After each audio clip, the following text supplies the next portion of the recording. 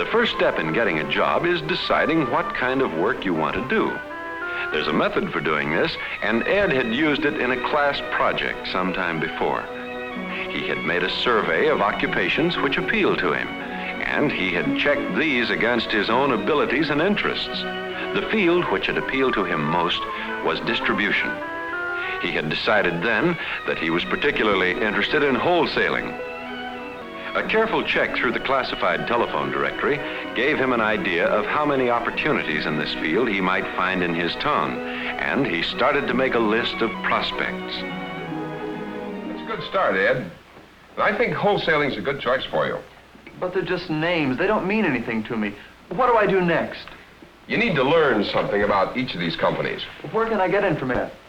Well, Ed, we have a number of trade directories. Ones like these right over here on the shelf. They'll be a lot of use to you. And, of course, you can always use trade journals. You'll find them at the library. I guess the more you know about a company, the better off you are. That's right, Ed. And if you can't find out any other way, you can always use the telephone. You can call in and find out who's in charge of personnel and get any other information that you might need.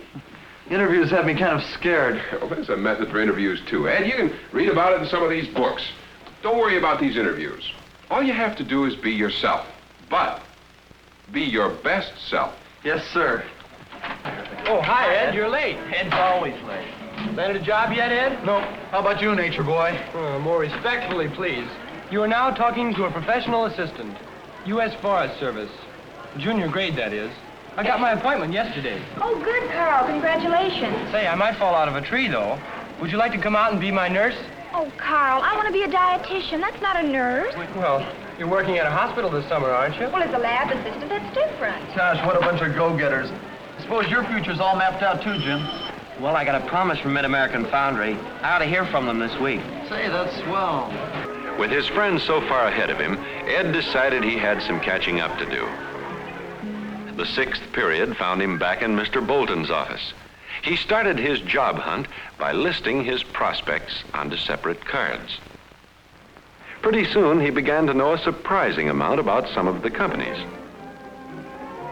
In addition to the company's name and address, he had the type of merchandise handled, the name of the employment manager, and where it seemed important, he had some bits of the company's history. This background knowledge would make Ed far more comfortable in a strange office. At home, Ed followed another of Mr. Bolton's suggestions and prepared a personal history of himself. He set down all the assets that he had to offer an employer, keeping it brief but interesting and readable. He assembled his materials into a neat folder he could show his prospective employers. And now he was all set to begin his round of interviews.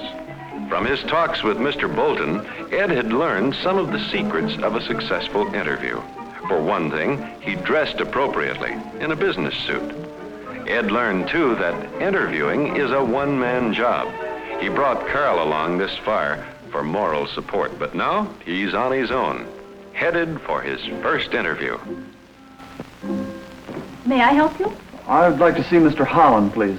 Mr. Holland is busy just now. Would you care to wait? Well, I came to see about a job. Oh, I see. Would you fill out this application, please? Excuse me. Thank you. In spite of his preparation, Ed is bound to be nervous during this first interview. He's glad he didn't upset that vase. He knows it's important to make a good impression on the whole office staff as well as on the interviewer. He tries to answer each question briefly but completely. Ed had to wait after he filled out the application, but he felt he was lucky to be able to see Mr. Holland without having to come back another day. Mr. Bartley? Mr. Holland can see you now. To help him relax a bit, Ed took a deep breath before going into Mr. Holland's office. A little trick his dad had told him about. Mr. Holland, this is Edward Bartley. How are you, Mr. Bartley? How do you do? Make yourself comfortable. Thank you. Thank you. Now, just let me glance over this a minute. Ed knows that good posture is important at an interview, but how do you get it when you're tense and nervous? Our line is kitchen appliances. Do you think there's any future in it? Yes, I do, Mr. Holland. After all, people are always going to have kitchens. Why, kitchen appliances are practically a necessity. They certainly are to us. Ed's preparation had paid off in helping him to answer an unexpected question. Interviewers often use this technique to help them get acquainted with the applicant's real personality. Well, thanks for coming in, Mr. Bartley. We don't have anything open right now, but I'll put your name in our active file of prospects. Thanks very much, Mr. Holland.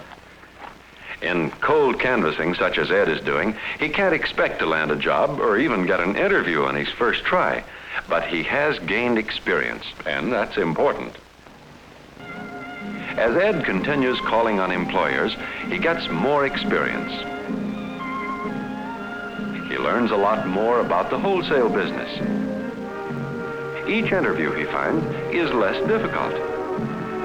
He keeps checking want ad since he knows that when job hunting, no opportunity should be missed. There are times when he gets pretty discouraged, but he keeps telling himself that each interview may be the one that will land him the job he wants. Of all the subjects you had in school, Mr. Bartley, which one did you like most? Well, I'd say social studies. Why was that?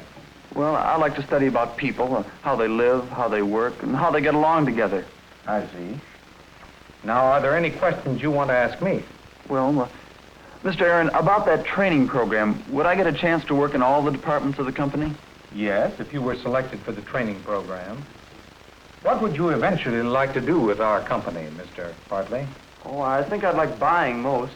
Buying, huh? Now, Mr. Simpson's department reaches its peak load next month. That's our order filling. Would you like to start there? Yes, I certainly would. Fine. I think you'll find that's a good place to begin. You get an overall picture there. It was as simple as that when the right job came along. Ed has started at the bottom of the ladder, but it's a ladder he hopes to climb. His getting the right job wasn't an accident. It came as the result of intensive and well-directed effort based on careful planning. The kind of planning you must do to find the best road to your job.